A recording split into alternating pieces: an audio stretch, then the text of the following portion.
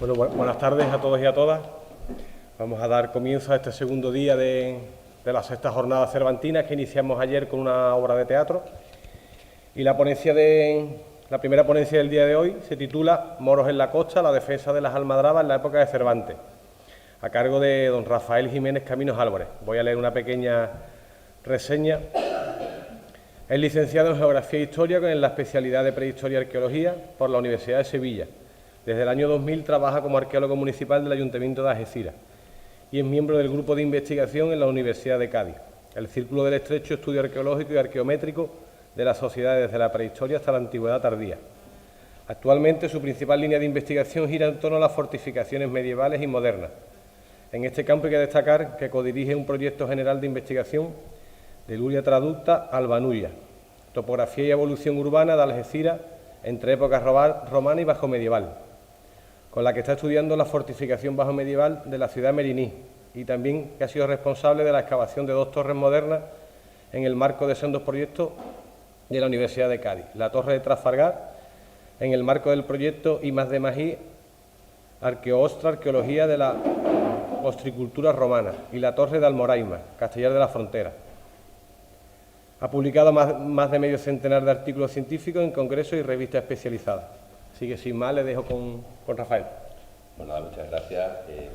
Me gustaría agradecer al alcalde, a Agustín, que no solo que me haya invitado a la jornada, sino que también nos haya facilitado bastante el acceso y el estudio de la torre de poniente de la fortaleza de Zara, que es por lo que nosotros estamos aquí.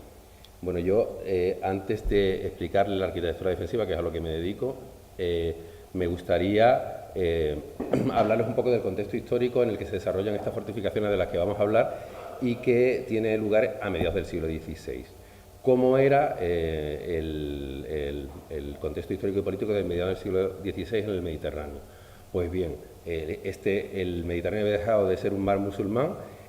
A partir de la conquista de Granada, el estrecho había empezado a funcionar como una frontera y el mar se lo dividía en 2 imperios. Por un lado, el Imperio Otomano, que como pueden ver en la diapositiva, ocupaba, es el que está pintado de morado, y ocupaba prácticamente toda la mitad oriental del Mediterráneo, orilla norte y orilla sur, y en aquella época estaba gobernado por el sultán Solimán el Magnífico, que fue el que llevó a más altas cotas de expansión del gobierno otomano. Y por el otro lado, gran parte del Mediterráneo estaba dominado por el Imperio Español, que era una potencia después de la conquista de América y que en este momento en el Mediterráneo dominaba no solo la península, sino también a través de la Corona de Aragón dominaba el reino de las 2 Sicilias, Nápoles, Sicilia y también Cerdeña. Y a partir de 1580, ustedes saben que se produce la unificación con Portugal y entonces tienen colonias en prácticamente todo el mundo. En este momento gobernaba Felipe II, que es uno de los monarcas que se encargó de consolidar la construcción del Estado, de lo que es el Estado moderno, de lo que es la nación española, que ya había empezado a construirse a partir de los reyes católicos. Sin embargo, en esta época todavía subsistían enormes estados feudales. El mayor de ellos era el del duque de Medina Sidonia. Estos estados, grandes señorías, se habían formado gracias a la necesidad que se tenía de protección de la frontera. O sea, se habían generado en el momento en que se estaba conquistando Andalucía y que había una frontera con Granada. El que origina el linaje, que es Alfonso Pérez de Guzmán el Bueno, ustedes lo conocen, este es el que fue capaz, prefirió proteger la plaza de Tarifa antes que salvar la vida de su propio hijo. Y que hizo fortuna gracias a estas protecciones de las plazas fronterizas y, según los cronistas de la Casa Ducal de Medina Sidonia, obtuvo, esto no está contrastado para esta época, pero parece ser que obtuvo el privilegio de armar almadrabas en toda la costa andaluza. En esta época, el personaje del que vamos a hablar es el jefe de la casa en este momento, era el 7º duque, que tenía el mismo nombre exactamente que el fundador de la casa, se llamaba también Alonso Pérez de Guzmán, y además vivió prácticamente los mismos años que Cervantes. Era uno de los aristócratas, quizás el aristócrata más rico de España. las posesiones de Medina Sidonia, que tienen ahí un plano en el que pueden ver perfectamente cómo dominaban prácticamente todos los puertos de la costa occidental de Andalucía. La base de su riqueza, aunque pensemos siempre que son las almadrabas, la base de su riqueza realmente era el aprovisionamiento de las flotas de India y la protección de las rutas marítimas. Esto hace que la Casa de Medina Sidonia no tenga su sede en Medina Sidonia, sino que la tenga en Sanlúcar de Barrameda. ¿Por qué en Sanlúcar? Porque Sanlúcar está justo en la entrada o salida del Guadalquivir, que es el que lleva las embarcaciones de la carrera de India hasta el puerto principal, que es Sevilla. O sea, controla el tráfico, todo el tráfico que va a Sevilla a través de la entrada del puerto. Gracias a este gran control sobre la costa y sobre las embarcaciones, Felipe II lo nombra primero capitán general de toda la costa de Andalucía y posteriormente capitán del mar Océano, es decir, prácticamente era el comandante de la Armada. Esto a él no le hizo ninguna gracia y además a él le tocó comandar la Armada Invencible y sufrió el desastre. Él no tenía ninguna intención no creía que fuera viable llevar los barcos al canal, pero efectivamente tuvo que seguir las órdenes de Felipe II y también fue el capitán, bajo su capitanía se produjo el saqueo de Cádiz en 1596. Esto es un poco para contextualizar la figura que va a tener mucha importancia en la construcción de fortificaciones aquí. Pero volviendo al panorama internacional, el principal peligro que había en esta época era el de piratas y corsarios. No sé si usted conoce la diferencia entre piratas y corsarios. Realmente aquí lo que había mayoritariamente eran corsarios. Los corsarios saqueaban en nombre, o sea, con una autorización de su propio Estado y además solo podían hacer estos actos de violencia contra buques de la armada de la potencia enemiga. O sea, era una empresa completamente supervisada por el Estado, mientras que los piratas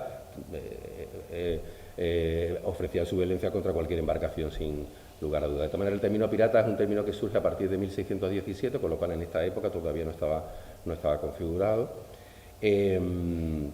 Nosotros, uno de los principales focos de piratas en la costa era Argel, que ustedes conocerán a los famosos piratas Barbarroja, que son los que toman Argel y los que provocan que haya un control otomano en la costa de Argelia durante casi 4 siglos. Y nosotros tenemos documentación de ataques piráticos turcos en la costa. Por ejemplo, yo que soy de Algeciras, pues uno muy conocido es el saqueo de Gibraltar de 1540.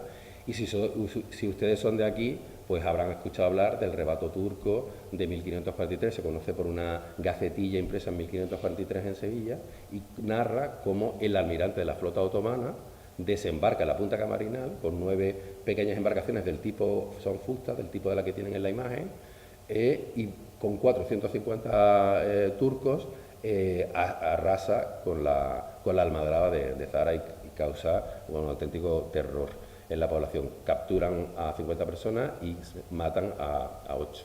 Esto produjo una gran convulsión en la costa, por cómo entraron además no fueron advertidos prácticamente hasta que llegaron a la almadraba, y entonces el duque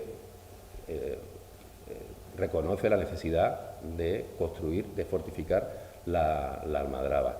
Y las flechas que tienen en la imagen, las flechas amarillas, es otro de los motivos. No solo fortificar a la almadraba, sino, si se fijan, no sé si lo ven bien, hay unas casas ahí con un techo redondo, con bóveda. Eso es una causa del ataque pirático, cuando descubren que son un flanco muy fácil con los tejados de paja, y entonces crean bóvedas de mampostería para que cuando haya una incursión no puedan quemarles las casas. El otro gran foco de piratas estaba en la costa marroquí, en la conocida como Berbería, y uno de los centros más importantes era Tetuán, que Tetuán precisamente aparece en la ilustre fregona de Cervantes como en el lugar hacia el que llevan a la gente que raptan. Esta ciudad jamás había ido creciendo a costa de todos los exiliados que se iban produciendo conforme la conquista castellana avanzaba en Granada, con lo cual todos los habitantes de Tetuán y los que se dedicaban al corso habían vivido en Andalucía, con lo cual conocían perfectamente los fondeaderos, conocían perfectamente dónde estaba la gente, y eso era lo realmente peligroso. Pero además del peligro corsario, la gente de aquí lo que realmente temía es que estos recibieran, o los marroquíes recibieran apoyo de los moriscos que estaban en la península. Y de hecho ese miedo se acrecentó después de la revuelta mudéjar que hubo en las Alpujarras en 1568. Esta además era un miedo real, porque es que a mediados del siglo XIII se había producido la revuelta mudéjar, en el que la población islámica de la península se había sublevado con la ayuda de los meriníes, con la ayuda de los gobernantes norteamericanos, o sea que no era una fantasía, era un miedo totalmente real. Pues bien, ¿cómo estaba defendido la costa frente a estos posibles ataques piratas? Bueno, pues en el siglo XV fatal, porque toda la empresa de construcción de fortificaciones se había centrado, todo el problema militar en aquella época era la defensa de la frontera con el reino nazarí. Hasta que no se conquista, cuando se termina de conquistar Granada, tenemos un montón de fortificaciones alrededor de las bandas moriscas, de la frontera, pero el mar, que es ahora el que se ha convertido en un verdadero peligro, estaba totalmente desprotegido. Para ello, Felipe II, con el Consejo de Guerra, deciden plantear un proyecto de fortificación de la costa. De hecho, lo que se plantea es una serie de construcción de torres almenaras a lo largo de la costa. Se proyectan 26 en la costa de lo que ellos llaman la costa de Andalucía, que es la occidental, que es la que va entre Ayamonte y Gibraltar. Y hay un especial interés en fortificar esta zona, en hacer estas torres almenaras, porque esta zona tiene una problemática completamente diferente al Reino de Granada. En el Reino de Granada los nazaríes sí que habían construido un sistema de torres a lo largo de la costa, como el que ven ahí. Esas son las visibilidades entre torres, que es prácticamente casi total en toda la costa granadina, pero como los castellanos conquistan antes esta zona, aquí no se llegó a construir, esto no formó parte del gobierno nazarí y no se llegaron a construir esas torres.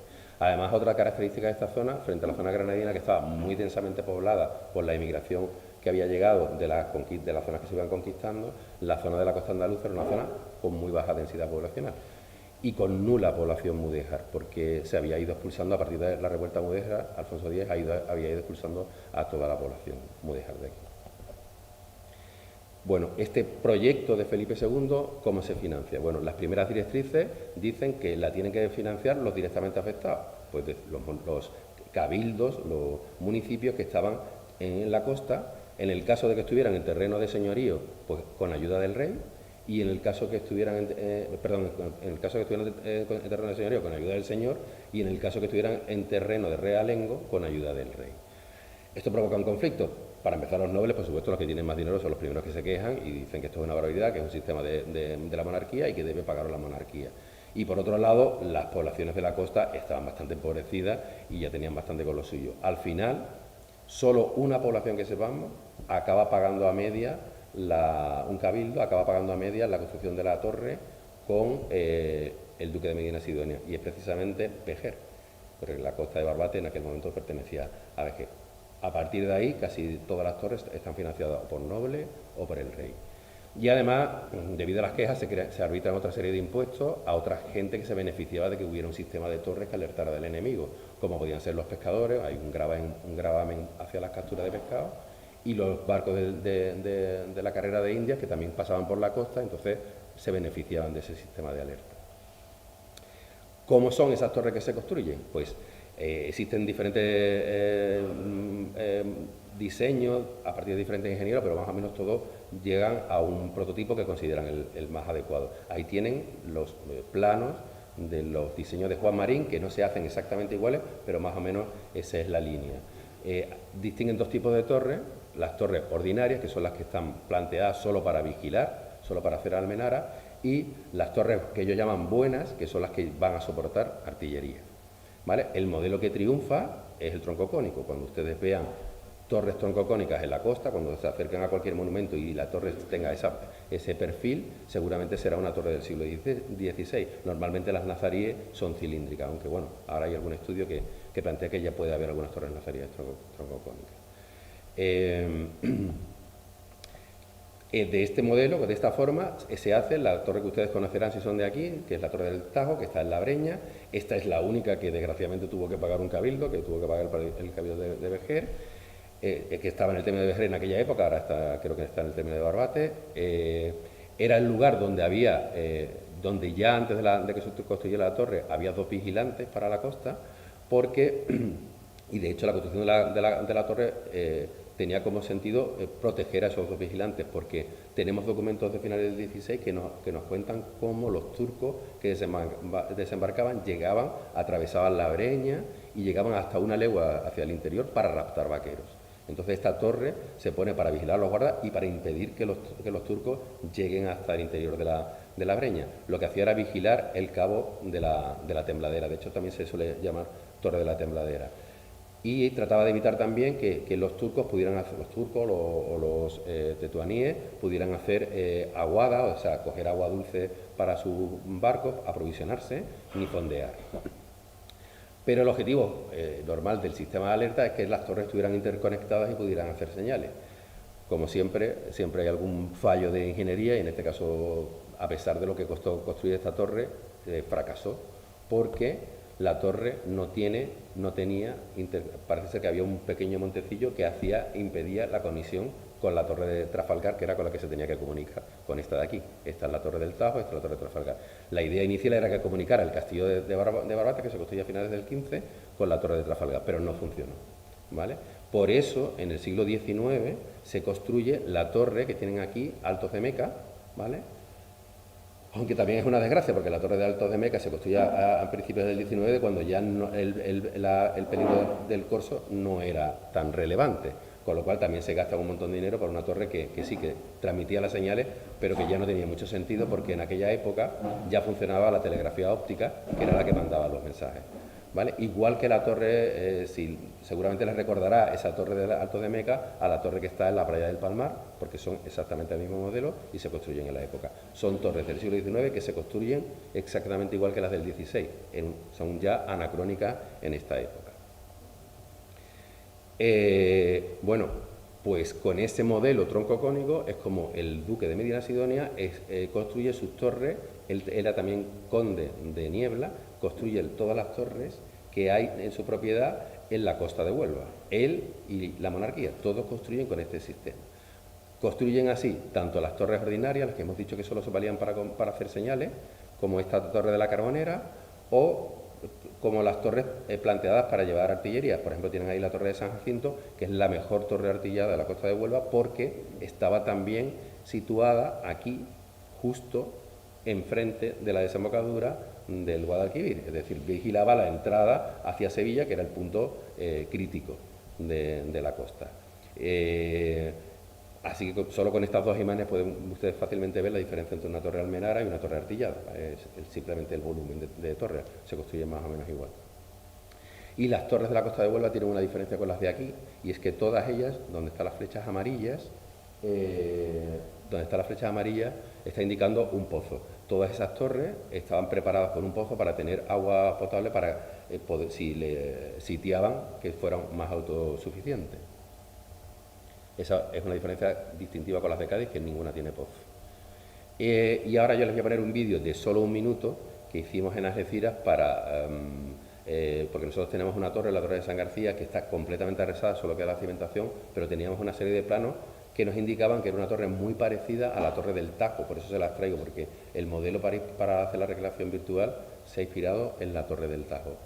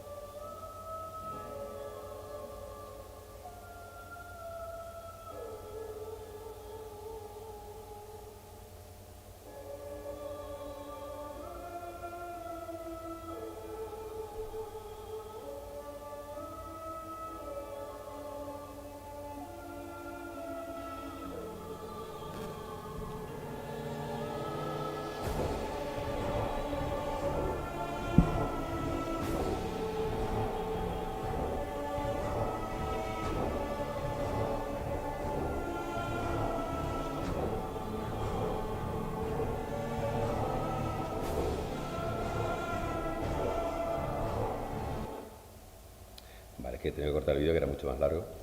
Bueno, era simplemente para que tuvieran una idea un poquito más divertida de cómo funciona esto. ¿Cuáles son, les voy a resumir, cuáles son los principales medios de defensa de una almenara, de esta y de las medievales? El principal medio de defensa de una torre medieval es, y estas torres son herederas de las medievales, es elevar la puerta en altura, ¿vale? Este era un sistema muy fácil de defensa. La persona que estaba a cargo de la torre solo tenía que recoger la escalera. Ahí el chaval que ha hecho la recreación ha puesto una escalera de cuerda. Yo no creo que fuera esta de nudo para subir arriba, serían escaleras seguramente de cuerda, pero escaleras. Otro medio de defensa, las puertas de las almenaras eran de madera, pero estaban protegidas con chapas de hierro por si trataban de incendiarlas. Otro de los elementos importantes a partir del siglo XIV es la instalación de las ladroneras, efectivamente. Esto que está aquí, que es un pequeño habitáculo que sobresale de la terraza y que tiene el suelo perforado para poder lanzar proyectiles hacia el enemigo. Normalmente, si solo tiene una ladronera, va a estar encima de la puerta, va a proteger la puerta. A lo mejor puede tener más, como esta que hemos reproducido con dos. Otro de los elementos de defensa, ¿cuál era? El macizado de la parte inferior de la torre. La mayoría de las torres almenaras tienen la parte de abajo completamente maciza para que no se pudieran zapar, para que no pudieran horadarla y entrar dentro de la torre. Y en el caso de la artillería, pues evidentemente el cañón era un medio de protección importante, y estas torres almenaras artilladas, las buenas, son el origen de las baterías, de las siguientes baterías de costa. Otra cosa que, bueno, y esto ya como curiosidad, no es un medio de defensa, pero si ustedes entran en una torre de estas que no saben si son medievales o modernas, si ven la escalera de caracol, pues ese es un indicador de que esa torre es del siglo XVI. No encontramos escaleras de caracol en las torres medievales. Solo hay una duda en una de Marbella, pero normalmente la escalera de caracol es un indicador cronológico. Estas torres estaban repartidas con una separación constante a lo largo de la costa, mucho más cerca en la costa granadina y algo más separadas en la costa de Cádiz y Huelva, y cubrían, como hemos dicho antes, sobre todo, aparte de la línea de costa, cubrían especialmente y se concentraba donde había fondeaderos, donde los buques enemigos podían tomar agua o podían fondear. Y en cuanto al funcionamiento del sistema de alertas, ¿no? Esto que hemos visto en el vídeo de cómo funciona, de cómo se hacen las señales, nosotros lo conocemos muy bien, esto no lo hemos inventado, lo conocemos muy bien, porque hay una reglamentación de los Reyes Católicos que se ha conservado bastante bien. Hay una instrucción y otro memorial en el que se explica perfectamente cómo funciona. Este sistema funcionaba de mayo a octubre, porque vosotros que si sois de aquí de la costa ya sabéis que hoy es un día de levante, que es muy complicado navegar en invierno, así que los turcos no venían en invierno, venían en la buena época, aparte que es la época de las almadrabas, venían a pegar el palo, a llevarse lo máximo posible de botín. Y el reglamento establecía incluso cómo tenía que ser los vigilantes. Se pedía que fueran mancebos, o sea, jovencitos, que fueran hombres sanos, evidentemente, y que tuvieran tanto conocimientos de la tierra como del mar. Y tenía una reglamentación muy estricta, su vida no tenía que ser nada agradable, tenían 200.000 prohibiciones y castigos. Por supuesto, no se podían ausentar de la torre sin que tuvieran un vigilante que los sustituyera. No se podían llevar mujeres, ni la propia. No podían jugar a las cartas, no podían cazar ni pescar, no podían llevar libros, guitarras, perros, y especifica que no pueden tener ni hurones. Es decir, no pueden tener ningún elemento que les pueda distraer de la vigilancia. Evidentemente, si esto se reglamenta es porque la gente, evidentemente, cazaba, pescaba y se quitaba de en medio, si no, no hubiera habido una reglamentación tan estricta. En cuanto al funcionamiento de las alertas, lo que ustedes han visto un poco en el vídeo, bueno, primero es explicarles que no siempre hay una torre construida en un sitio donde hay vigilancia, porque basta con un pequeño promontorio para que el guarda pueda hacer las señales, y a eso se le llama estancia, y al que está allí se le llama guarda, mientras al que está en la torre se le llama atalaya.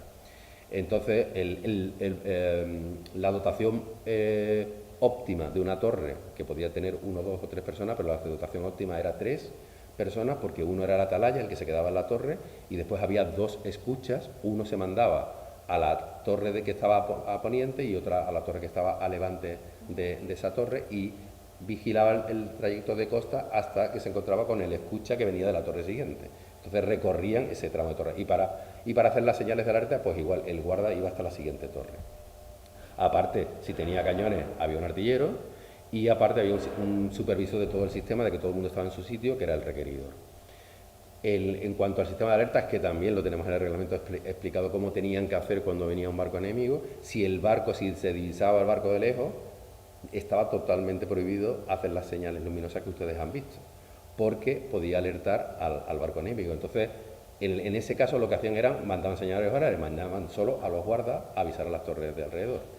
Si el barco había desembarcado, entonces sí que tenían que hacerla, aparte de mandar a los guardas, y si había desembarcado, no solo lo mandaban a las torres, sino que lo mandaban también a la villa más cercana para que las milicias pudieran actuar. Además, hacía las señales luminosas que ustedes han visto. En el vídeo están simplificadas, en realidad no era una hoguera, eran dos, porque se hace una hoguera solo como para comprobación de que funcionaba, y dos cuando estaba realmente funcionando el sistema. Se hacían tantas señales, tantos movimientos de la almenara, como barcos enemigos veían, ¿vale? O sea que tenían un código, y como han visto, hacían ahumadas de día y almenaras de noche, fuegos de noche. También, si el barco había desembarcado y la torre estaba artillada, hacía una salva de artillería. Y por supuesto este sistema contaba con premios y castigos, se premiaba al torrero que había conseguido avistar a la flota enemiga y se castigaba al que se había quedado dormido. Bueno, pues hasta aquí le hemos contado el sistema de torres almenara que plantea Felipe II. Si ustedes se meten en internet, seguramente les dirán que las torres de esta zona son del sistema de vigilancia costera de Felipe II. Ahora les vamos a demostrar que no, que es un sistema más antiguo y que no tiene nada que ver con el sistema de Felipe II. Y además es un sistema muy interesante porque aparte de que porque las torres que van a ver son diferentes, presentan un sistema que para la época tenía cierta innovación. Los precedentes, bueno, antes de estas torres que les voy a contar, la costa estaba protegida desde el principio, desde que se le entrega las almadrabas a Alonso Pérez de Guzmán, que la de Conil se le entrega en 1299, poco después, no sabemos exactamente cuánto, tuvo que hacer una fortificación. Y decimos tuvo que hacer porque esta, que es la torre del homenaje de Conil, tiene el mismo sistema constructivo que el resto de fortificaciones de las que les he contado, que es la banda morisca, la frontera entre Sevilla, entre el reino de Sevilla y Granada. Por ejemplo, aquí tienen un castillo, que es el castillo de las Aguzaderas, que está completamente entero, que les recomiendo su visita en Sevilla, es perfectamente visitable. Y el sistema de fortificación es igual, como pueden ver, tiene las ladroneras en la parte superior y tal. Hay otro castillo que está en esta época, que ahora no se conserva, que es el castillo de Santiago en Barbate, que se construye a finales del 15, un poco después que Conil. Bueno, estos dos castillos son castillos construidos a lo medieval. Es decir, ¿cómo son las fortificaciones medievales? Las fortificaciones medievales lo que tratan es de hacer muros muy altos para impedir el asalto y las escalas del enemigo. Y además tienen una serie de fortificaciones anteriores que se llaman barbacanas para impedir que las máquinas lleguen. Ese es todo la defensa. Protegen especialmente las puertas porque son los puntos vulnerables, pero es una fortificación en altura. Bueno, pues eso cambia totalmente la revolución en la forma de fortificar con la artillería. Cuando se introducen los cañones, todo esto se va al garete, porque un cañón bate una fortificación y la revienta. Entonces, lo que hacen es todo lo contrario. Bajan los muros completamente hasta, como pueden ver en esta fortificación, esconderlos dentro de los fosos. No querían que tuvieran la menor superficie a batir, y además ahí es donde estaba la artillería. Aparte se construyen esta especie de diamantes que protegen los flancos. Bueno, pues entre un proceso de fortificación, el típico medieval, y el paso a la fortificación adaptada, a la fortificación moderna, hay una serie de ensayos para proteger estas fortificaciones contra la artillería. Y estas son las torres que vamos a encontrar nosotros en la zona alrededor de Zahara, y solo en la zona alrededor de Zahara. Por eso la arquitectura de esta zona es realmente interesante. Ellos le voy a explicar primero cuáles son las fortificaciones de las que vamos a hablar, que son la Torre de Roche, el Castillo de Zahara y la Torre de Trafalgar. El Castillo de Zahara, que ustedes conocerán muy bien, que se llama de las Pilas por las piletas de Salazón, donde se producían las conservas de pescado el atún que se conseguía bajo la almadraba, pues era una factoría pesquera fortificada, por lo que hemos dicho antes, para guardar tanto los avíos de pesca como la producción de pescado, como a las personas mientras no... ¿Puede usted? Me echo para adelante, sin problema. Para guardar todo el instrumental pesquero en la época en la que había almadraba, que era cuando había pescado y dinero. ¿vale? De esta fortificación solo se conservan dos torres. Bueno, dos torres. La base de la torre de Levante, que es esa que tienen en la imagen, que ahora solo conocemos su alzado gracias a una fotografía de principios del siglo XX, de Romero de Torres, y la que se conserva completa, que es la torre de Poniente, que es la que nosotros hemos estudiado gracias a Agustín, que sabemos por un plano del 18 que era donde vivía el casero de la fortificación, mientras que en la torre de Levante vivía el atajador, es decir, el encargado del sistema de vigilancia. Estas son las dos torres que están a tierra, que sabemos también por la documentación que una de ellas estaba artillada con 3 cañones buenos de bronce.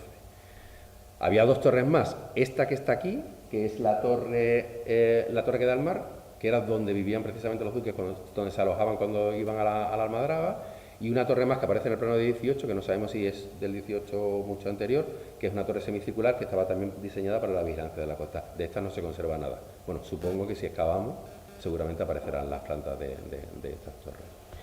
La otra torre que vamos a estudiar es la torre de Trafalgar a Meca. No sé si ustedes conocen que la Universidad de Cádiz, para la que yo colaboro, ha hecho un proyecto, el proyecto Arqueo Ostra, en el Cabo de Trafalgar, un proyecto que estaba centrado en un principio en el estudio de la acuicultura, porque el compañero del profesor Darío Bernal sabía que había interpretado que de una piscina de enorme tamaño, que es esta, ahí tiene la reconstrucción, que está en el faro, podría haber sido empleada como vivero de ostras. Estos viveros de ostras se conocen mucho en la costa del Levante, pero aquí no se conocía ninguno.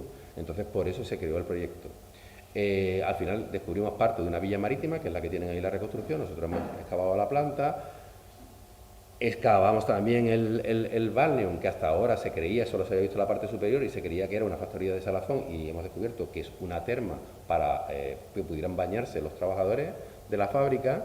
Descubrimos también que esto nos ayudó también el arqueólogo municipal de Barbate, descubrimos un cementerio de entre los siglos VII y VIII, porque hemos hecho carbono 14 en los huesos, que estaba junto a la torre de Trafalgar, y también hemos investigado una necrópolis megalítica del tercero al segundo milenio. Es decir, hemos intentado hacer un estudio integral de todo el patrimonio que tenía el Cabo, con diferentes especialistas que han analizado cada uno de los periodos. Por ejemplo, yo he sido el responsable del estudio de la torre de Trafalgar, y también hemos incluido la torre del 16. Nosotros hemos hecho un levantamiento fotogramétrico de la torre, que es lo que planteamos hacer ahora también aquí en Zahara, y hemos realizado un sondeo en el interior que nos ha ayudado a ver cómo se construyen las bases, cómo se fundamenta la torre, cómo se articula la planta baja, y hemos realizado también un sondeo en el exterior que, bueno, nos ha aportado bastantes novedades, porque la bibliografía que teníamos sobre la torre, la gente dudaba si el acceso era por la planta baja tal, y nosotros sí que hemos descubierto ese umbral que está ahí, que nosotros vemos claro, y que además se coincide, es un umbral en altura, una puerta como lo que hablamos, lo típico medieval, que las puertas están en altura, y que coincide con este grabado que teníamos, ese borrador del siglo XIX, que ya nos situaba la puerta en altura, ¿vale? Y además hemos descubierto otra cosa que tampoco esperábamos, que es esta pequeña construcción. Solo queda un pequeño retacito, ¿vale? Pero que seguramente es una parte del patín de la torre. Ahora, eso lo vamos a ver dentro de unas diapositivas posteriores, cómo funciona un patín, que es un sistema también para poner las escaleras para subir a la torre más cómodamente. Gracias a la documentación de finales del 16, que también hemos analizado, podemos saber perfectamente para qué funcionaba esta torre, porque hay un ingeniero que viene aquí y nos cuenta, que es Luis Bravo de Laguna, nos cuenta para qué sirvió esta torre. Sirvió para defensa frente a los corsarios, o sea, lo especifica. Además hizo hacer una prueba de transmisión de señales desde la torre, con lo cual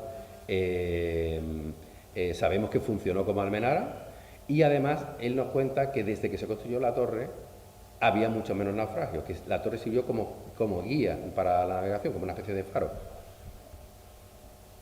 Y por último, la torre de Roche, que es la última que vamos a estudiar, que tienen exactamente el mismo modelo las 3 torres. Esta torre, por la documentación de archivos, sabemos que era una torre buena, es decir, que estaba preparada para llevar 2 piezas de artillería. Sabemos que su función era evitar, y como las demás, los desembarcos en las calas cercanas, y sobre todo hacer aguada en el río de Roche, que era el que tenía agua dulce. Y, bueno, por analizar en conjunto estas torres, ¿no?, las características de ellas, lo principal y lo que es importante para lo que acabamos de decir, la mayoría de la gente atribuye estas torres al plan de Felipe II, y sin embargo todas son anteriores. Y son anteriores y no cabe ninguna duda porque hay un documento de 1550,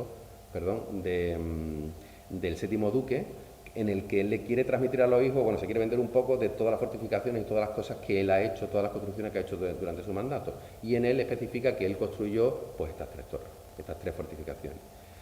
Con lo cual, tienen que haber sido construidas a partir de 1559, que es cuando él accede a la jefatura de la casa. Pero es que además tenemos el famoso grabado de Vingaerde, ¿no?, que esto supongo que a ustedes les sonará, sobre la almadraba de Zahara, en el que ya aparece construido el castillo y en el que detrás aparece citada, dibujada la torre, especificada la torre de Meca. Con lo cual, las torres se tienen que construir entre 1559 y 1567. Con lo cual, son mucho anteriores al programa filipino, que es de 1576. Además, tenemos este documento de este ingeniero, de Bravo de Laguna, que te dice que hace una visita en 1577 y te dice que la torre de Roche se estaba construyendo un año antes, entre 1575 y 76. Y te confirma que las demás se habían construido efectivamente por el duque, es decir, confirma que todas estas torres son anteriores al sistema filipino. Aquí solo un pequeño dato, porque bueno, intentamos encasillar a la gente, bueno, esto es del periodo del séptimo duque, tal. El séptimo duque en 1559 tenía 9 años, con lo cual diseños de torres creo que poco podía hacer. Su padre se murió y entonces su madre, mientras estuvo en minoría, fue la que gobernaba y seguramente ella es la promotora por lo menos de las dos primeras torres, Leonor de Zúñiga. Que después nos atribuimos los hombres todas las ventajas, pero había por ahí alguna madre desarrollando también arquitectura. De hecho, ella tiene muchas construcciones que se le reconocen, que ella planteó, vamos, ¿no?, que ella financió. Bueno, entonces, este tipo de fortificaciones es lo que hemos dicho, fortificación preabarrotada, lo que está entre la Edad Media y la Edad Moderna. Son, como pueden ver, la principal característica que destaca con respecto a la otra, que son de planta cuadrada, o sea, que no tienen nada que ver con la planta de las otras, aunque el prototipo que funcionó después fue el tronco cónico, todavía en el siglo XVII había ingenieros bastante conocidos y tratadistas sobre fortificación, como Cristóbal de Rojas, que decían que las torres cuadradas eran más fuertes y más fáciles de defender, se podían defender con menos hombres, porque tenían solo 4 lados. Y el detalle fundamental, que cuando ustedes vean un alambor, esto es una cosa que se da solo en un periodo concreto de la historia, que es este talud que tiene la torre, y que si se fijan tienen las 3 torres que estamos mirando, y esto es una innovación que se produce en relación con la artillería. Sobre todo su generalización, porque es un invento que seguramente se introduce en la península en el siglo XII, es un ensayo que se ha hecho en el verdadero campo de operaciones internacional para probar fortificaciones y ejércitos, que es Tierra Santa. En Tierra Santa están las mejores fortificaciones medievales del mundo, porque allí estaban los cristianos rodeados de enemigos, entonces allí están todas las innovaciones.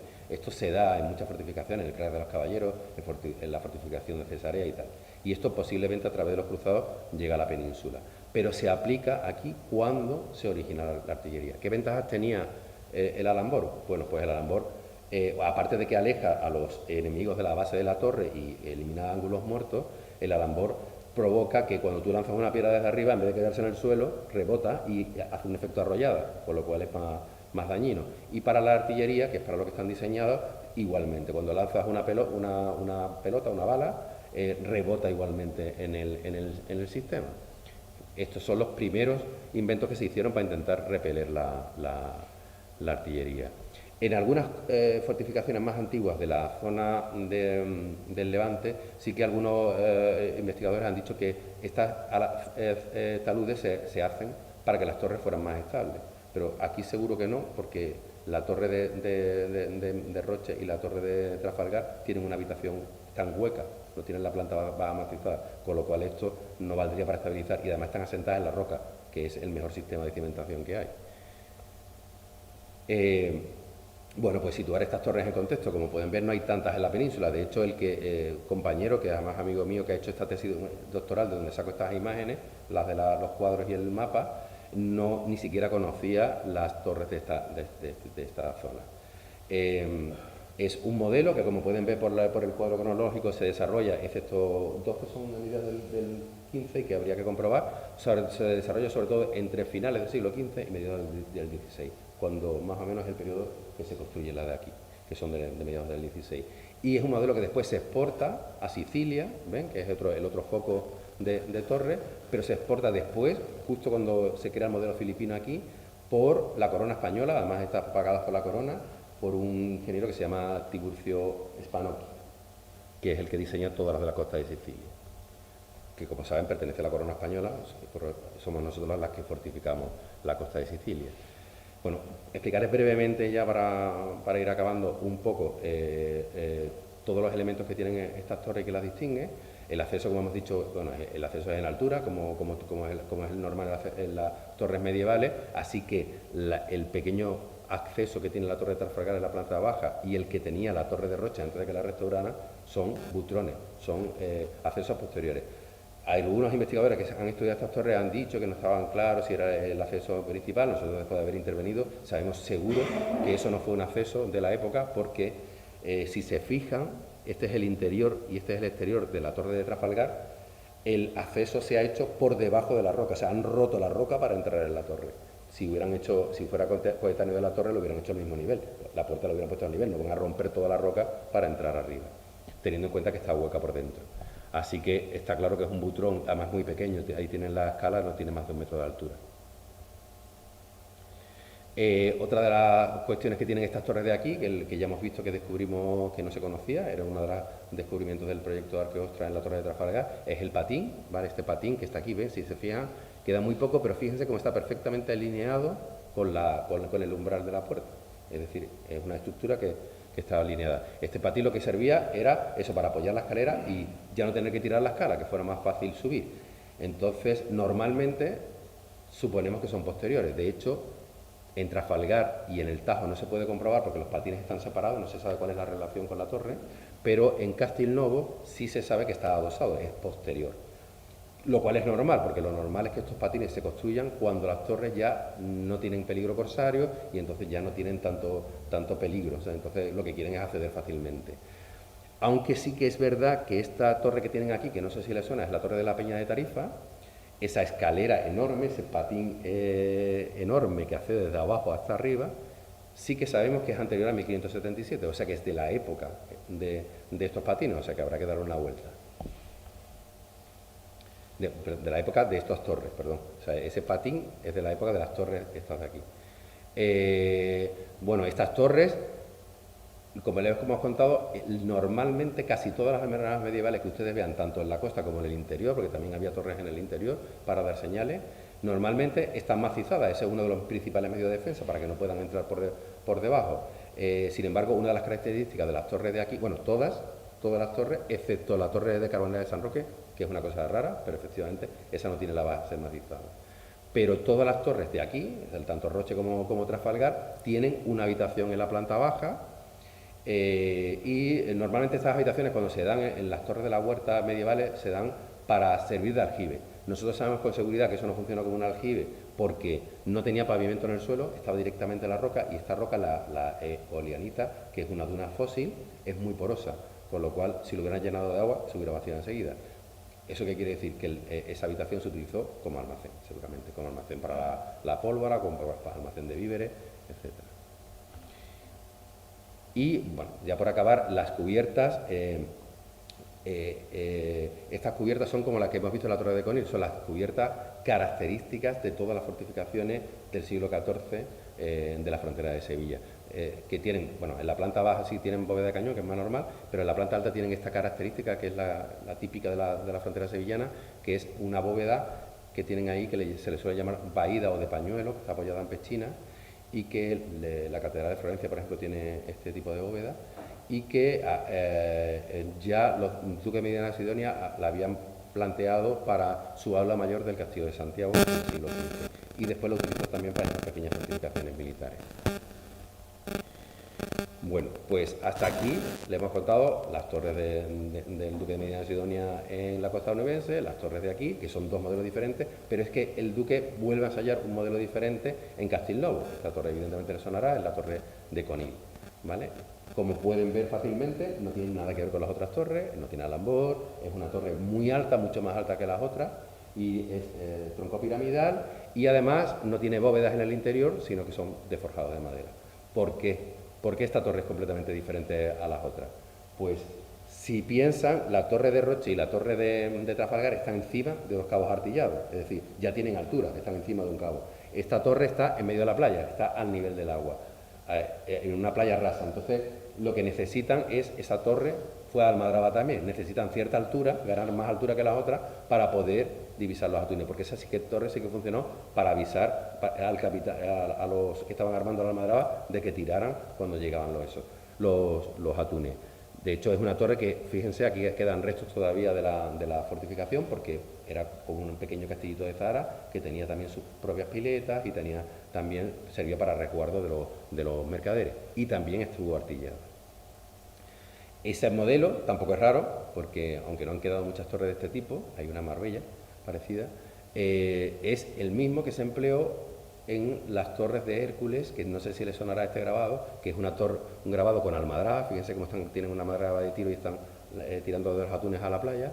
Pues es el mismo que se utilizó en Cádiz, ahí tienen donde estaba situada en el plano, en la playa de la Torre Gorda, y que conocemos, porque ya no queda nada, gracias a este grabado de Hoefnagel, y que también funcionaron como almenaras. Y bueno, y ya solo para terminar, aunque todas las torres tienen diferentes plantas, sí que podemos ver la huella de los Medina Sidonia, porque todas se construyen igual, con la misma mampostería y con estas sillerías en las esquinas, que aparece tanto en Castelnovo como en Trafalgar, y sabemos que la tiene el Palacio de las Pieles, el Palacio de Zahara, por la foto de Romero de Torres, y sabemos que la tiene Roche por las descripciones de antes de la restauración. Por tanto, ya solo para terminar, explicarles eso, que no todas las torres señoriales tienen el mismo diseño, que es lo que se viene planteando, y que lo que distingue a estas torres es, por un lado, la fecha de construcción, y que asegura que no pertenece ninguna al programa de Felipe II, que es lo que quería que les quedara a ustedes claro, y que tiene un diseño innovador con alambor, que es un fruto de esa arquitectura a caballo de transición entre la Edad Media y la Edad Moderna, y que todas ellas además están vinculadas a la industria almadranera. Pues nada, muchísimas gracias por su atención, y si quieren conocer algo más, nosotros tenemos algunas publicaciones sobre estas torres en este libro de arqueología azul en Trafalgar, que muchos de los artículos están en internet, por ejemplo, de las torres, están publicadas lo que les estoy comentando sobre las torres y sobre el cultivo de ostras y sobre la necrópolis megalítica y todas las intervenciones que hemos hecho con la Universidad de Cádiz en el Cabo de Trafalgar. Pues muchas gracias.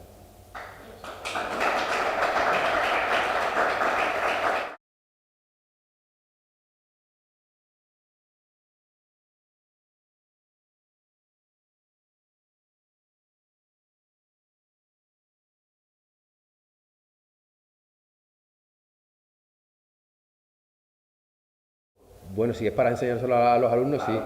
Si es para publicarlo, no. Entre otras cosas, porque hay cosas que de aquí, porque cuando me invitó a Agustín, normalmente la gente, las cosas que descubre no las trae a las charlas, porque alguien puede estar aquí y después de, uy, ya lo pone. No, un espía no, que simplemente ya esto ya empieza a circular, uy, lo escribo en internet y tal. Pero a mí yo no soy capaz de hacer eso. Entonces, hay cosas que van a salir en un congreso y no están ni siquiera publicadas. Entonces, si es una cosa didáctica, me da igual. Y el vídeo, por supuesto, te lo doy entero, o sea, el vídeo, claro. Claro, sí. Y le quería preguntar también, hablando del séptimo duque de Medina Sidonia, Sí. que empieza su mandato en el 59, y el sexto, el anterior, o sea, el padre, ¿qué fecha tuvo? El pared muy justo, o sea, ellos lo que hacen es... Pero es que ahí yo investigo un poco porque yo soy de Huelva, Sí. pero Bueno, sabe donde ellos tienen... en mi pueblo, que está con la frontera pegada a Portugal, hasta allí llegaban los dominios de los Medina Sidonia. Yo soy del Almendro, un pueblo que está pegado a la frontera con Portugal, y hasta allí llegaba, de hecho, hay varios pueblos que tienen el nombre de Puebla de Guzmán, Santiago de Guzmán, que viene de... Claro, Guzmán. porque son del Y señorío. entonces, buscando sobre el duque que manda un traslado de la población, me encontré con que había uno que lo declararon como si tuviera dos salto entre el quinto y el sexto duque, ahí hay algo claro. Sí, además están en un corto periodo de tiempo todos. Pues mira, yo yo he aterrizado con los Medina Sidonia hace relativamente poco, porque yo me dedico a las fortificaciones medievales. Yo soy especialista, nosotros tenemos un proyecto de investigación en las fortificaciones de meriníes y nazaríes de la frontera de la banda morisca. Lo que pasa es que, como todo, hemos empezado a estudiar las torres rurales y salió este proyecto y desde entonces no he dejado de excavar torres modernas, porque he excavado esta, ahora estamos excavando una torre del siglo XVII. Entonces, hemos hecho un acercamiento a las fuentes de archivos. De hecho, hemos estado en el Archivo Militar de Madrid, que hay un montón de información sobre la zona de la costa de Medina Sidonia. Hay un profesor investigador que se dedica a los Medina Sidonia, que es Cruz Isidoro, que no sé si conoce. Ese sí tiene mucho escrito sobre los ingenieros que trabajaron para Leonor, para la que construye esto, que Juan Pedro nos entendemos. Juan Pedro Libadote, que es uno de los ingenieros que trabaja, pero a partir de finales del 16, nosotros estamos estudiando el periodo antes, y entonces la parte anterior, yo de la casa no la hemos estudiado la más antigua, porque Alfonso, el fundador del linaje, es de Tarifa, y yo también he hecho investigación en el castillo de Tarifa, hemos estudiado y tal, pero la parte de medio es la que a nosotros nos ha quedado en medio. Este es mi correo de la Junta, sí. Y este es otro por si Rafael. Vale, perfecto. Vale. Muchas gracias. Un título que poner y el año que viene le pongo yo... Profesor, y te mando eso, el vídeo y el PowerPoint. Sin problema, para eso, además, vamos, ojalá de todos los vídeos que ponga a uno o dos le interese el tema. O por lo menos aprenda que cuando se pasea por la playa, pues le llame la atención. De todas formas, quiero preguntar, ha dicho lo de que las torres no eran dentro de Felipe II, pero sí se hicieron en el reinado de Felipe II. Sí. Porque fue antes de ese proyecto más organizado. Claro, bueno, además al principio pero claro, la cuestión es que ellos llegan a un momento, ¿sabes?, en el que plantean, o sea, la necesidad de hacer el sistema de costas, pero no solo aquí, en toda la costa. Lo que pasa es que la de la costa andaluza tiene unas características, la de Levante tiene otras y la de la costa granadina. Y después las de Sicilia, porque ya hemos comentado, mandan ingenieros a Sicilia. Pero la problemática es diferente. La banda gallega también. Claro, la banda gallega, que es así la que es otra que nos interesa a nosotros. Claro, hay dos bandas. Está la banda morisca, que es la frontera con eso, y la banda gallega, que es la frontera con Portugal. Pero las fortificaciones son diferentes. Las que yo he enseñado, que son las que yo realmente estudio, de la banda morisca, no son iguales que la de la banda gallega. La de la banda morisca las hacen los cabildos, pero en realidad la nobleza, porque, bueno, es que en realidad hace el cabildo de Sevilla y los alrededor, pero funciona, Sevilla funciona prácticamente como un reino, ¿sabes?, porque es tan grande, tiene una extensión enorme. Y la zona de la banda gallega, que también pertenece al reino de Sevilla, esa la hacen las órdenes militares. Entonces la arquitectura es diferente. Es muy interesante porque es la de la época, pero no son iguales. Claro, entonces ellos tienen sus propias construcciones y no son iguales que las que se hacen aquí. Las que se hacen, por ejemplo, en Algeciras, que es el final de la banda, que está muy poco estudiado, que es lo que yo estoy estudiando ahora, esas son iguales que las sevillanas. O sea, entonces hay una continuidad.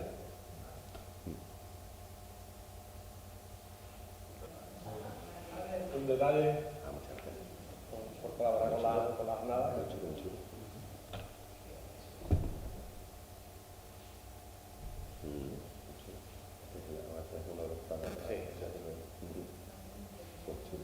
A ti.